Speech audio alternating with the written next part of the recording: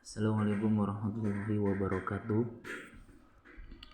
Di sini saya akan menyetorkan hadis 1 sampai 5. Hadis yang pertama, Bismillahirrahmanirrahim.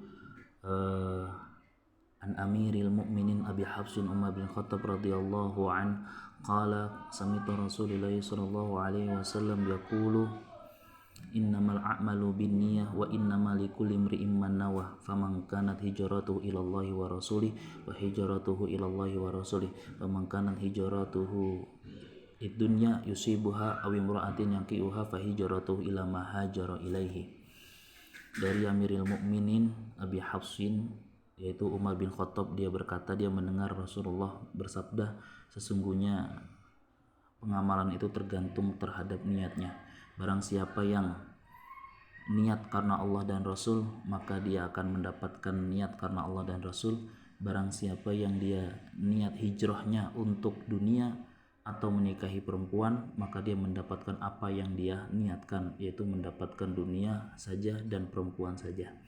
Hadis kedua, an Abi Abdurrahman Abdullah bin Umar bin Khattab radhiyallahu anhuma qala sami'tu Rasulullah sallallahu alaihi wasallam yaqulu buniyal islamu ala khamsin syahadatu an la ilaha illallah wa anna muhammadar rasulullah wa iqamis shalah wa ita'iz zakah wa hajjul baiti wa shaumi ramadan.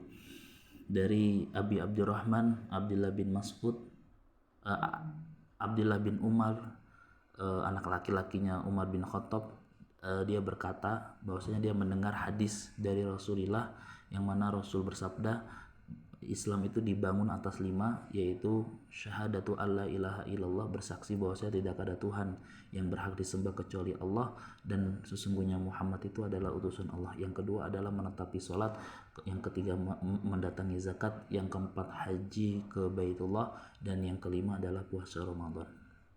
Hadis ketiga, an Abi Abdurrahman Abdullah bin Mas'ud radhiyallahu anhu qala haddatsana Rasulullah sallallahu alaihi wasallam wa huwa shadiqun masduqun inna ahadakum yujma'u khalquhu fi batni ummihi arba'ina yawman nutfatan thumma yakunu 'alaqatan mithla dalik thumma yakunu mudghatan mithla dalik thumma yursalu ilaihimul malak fayanfuku fihi ruh wa yu'maru bi arba'i kalimati bikatbi rizqihi wa ajalihi wa amalihi sakiyun aw sa'idun wallahu alladzi la ilaha ghairuh inna ahadakum la ya'malu bi amali ahlil jannah hatta ma yakunu bainahu wa baina illa dira fayasbiqu alaihimul kitab fayamalu bi amali ahlin nar fayadkhuluha wa inna ahadakum la ya'malu bi amali ahlil jannah hatta ma yakunu ahlin nar hatta ma yakunu wa bainahu illa dira fayasbiqu alaihil kitab fayasbiqu alaihil kitab fayamalu bi amali ahlil jannah fayadkhuluha. Itu artinya dari Abi Abdurrahman dari Abdullah bin Mas'ud, yang mana dia berkata sesungguhnya Nabi itu adalah orang yang dipercaya, yaitu Nabi mengatakan sesungguhnya kalian diciptakan di dalam perut ibu kalian itu selama 40 tahun, yaitu dimulai dari kalian dari setetes air mani, kemudian dari setetes air mani menjadi alakotan, yaitu menjadi darah, kemudian setelah darah menjadi sebuah daging. Kemudian Allah mengirimkan malaikat, yang mana malaikat meniupkan ruh di dalamnya. Kemudian malaikat diperintahkan untuk menulis rizkinya, ajalnya, amalannya baik atau jelek. Kemudian sesungguhnya kalian akan beramal dengan amalan ahli surga, yang mana amalan kalian itu sampai setengah dirok tangan.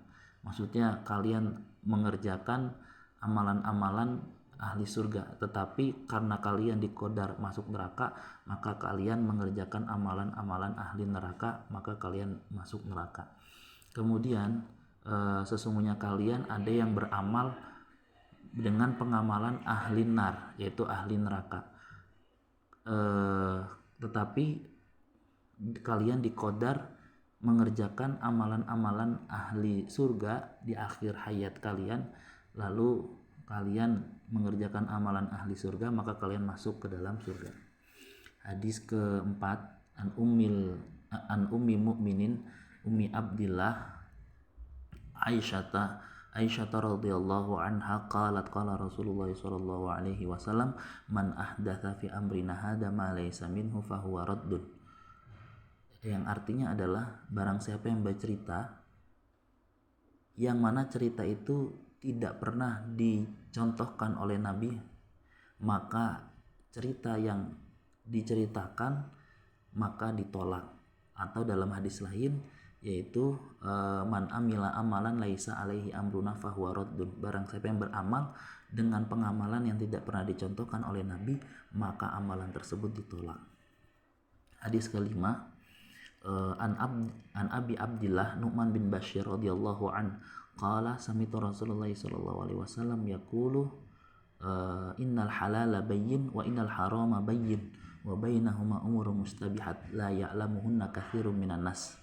Faman ittaqa subhat faqad istabara ali dinihi wa irdihi wa man waqa'a subhat waqa'a fil haram qarra'i yar'a haulal hima ala wa inna likulli malakin hima ala wa inna himallahi maharimuhu ala wa inna fil jasadi mudghah idza salahat salahal jasadu kulluh wa idza fasadat fasadal jasadu kulluh ala wa hiyal qalbu. Yaitu yang artinya dari Abi Abdillah dari Nu'man bin Bashir, yang mana dia mendengar hadis dari Rasulullah. Nabi bersabda, sesungguhnya sesuatu yang halal itu sudah jelas dan sesuatu yang haram itu sudah jelas, dan di antara yang halal dan haram itu ada yang namanya subhat, dan kebanyakan kalian tidak mengetahui. Maka barang siapa yang terjaga dari subhat, maka dia akan menjaga dari agamanya. Barang siapa yang tidak terjaga dalam subhat, maka dia termasuk mendapatkan keharaman atau mengerjakan sesuatu yang haram. Dicontohkan di sini adalah yaitu seperti seorang karro'i yar'a haulal hima, yaitu seorang pengembala yang mengembala di daerah larangan, yang mana dia mengembala di daerah larangan, di dekat daerah larangan, karro'i yang mana setiap daerah larangan itu, setiap raja mempunyai daerah larangan untuk tempat digembala. Maksudnya ketika seseorang di situ mengembalakan seekor kambing yang di dekat daerah larangan, dipastikan kambing itu akan memakan sesuatu yang ada di daerah larangan di situ. Dan sesungguhnya Allah juga Allah wa inna himallahi maharimuhu, dan sesungguhnya larangan-larangan Allah itu diharamkan. Ala wa inna fil jasadi mudghah, dan ketahuilah bahwasanya di dalam jasad ini terdapat yaitu segumpal darah, yaitu ketika segumpal ini baik, maka semua jasad ini baik. Ketika yang segumpal ini jelek, maka semua jasad jelek, yaitu yang dimaksud adalah hati.